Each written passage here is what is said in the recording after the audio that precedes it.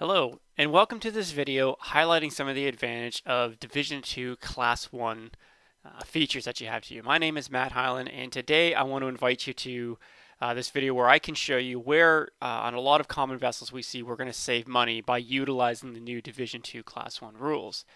So what I want to do is take an example here where you have this vessel in front of you. Now this is for lack of technical terms, it's a scrubber.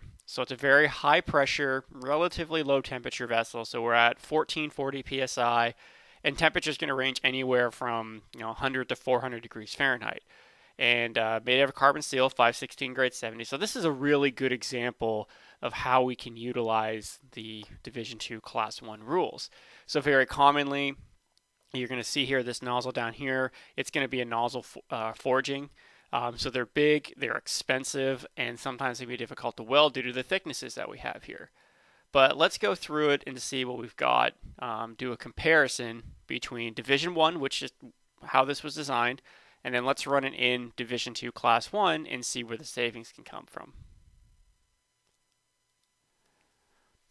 Alright, so I thought this would be the simplest way for me to show you the differences between the Division II Class 1 and a Division 1 model. So you can see here what I did was I took the model and I just broke it down some simple components just for demonstration purposes. So on the right hand side, this is a traditional Division 1 vessel, and on the left hand side this has been switched over to Division II Class 1. Now in any of the Codeware products, you just simply right click on the Division 1, Division 2, Class 1, or Class 2, and you switch between them. It's just as easy as that, and everything gets converted for you.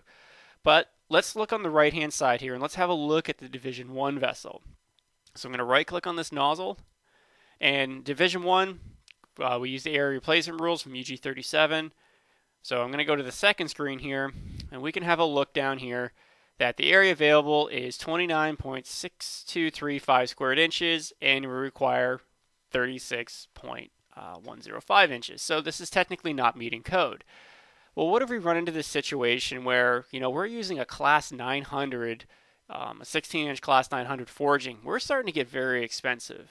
We don't have the budget to go to, a 1500 class, things like that. I don't want to put a reinforcing pad on because that's oftentimes can actually be worse for the vessel. So what do we do here? Well, we know, okay, it's technically not meeting the basic area requirements of Division 1. Now let's jump over to the left here, and let me right-click on this forging. And I'm going to open up this nozzle. Now this is going to switch over to a whole new method. Now it's really the Part 4.5 rules from Division 2, so it's a stress-based analysis. So if you come to the second screen here, you're no longer going to see area required versus area available. You're going to see an allowable stress and a calculated primary stress. So right here, my primary stress is just under 30,000 psi, and my allowable stress is 32,400 psi. Right off the bat, I do not have to increase my forging size. In fact, I may even be able to go into this and actually reduce the size that I need for this forging.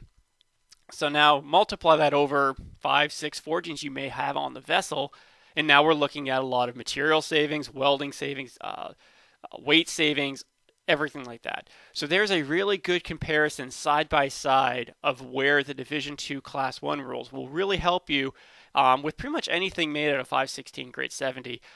We do get the question, does this help on the stainless vessels? I have seen some benefits there, but if you're running carbon tanks around anywhere under about 400 psi or 400 degrees Fahrenheit, even up to I think 650, these rules are really going to benefit you. But if you guys would like to see a comparison, what I welcome you to do is contact your account manager or contact sales at Codeware. If you're an existing client, feel free to send in a model. One of us will actually bring it up for you. I'll do the same thing for you, and I can step through where you guys would see savings by possibly looking into these Division II Class 1 rules. But I'd like to thank you for joining. Again, any questions at all, drop us an email at sales@codeware.com or call us at 941-927-2670. We'll be happy to discuss any of your needs today.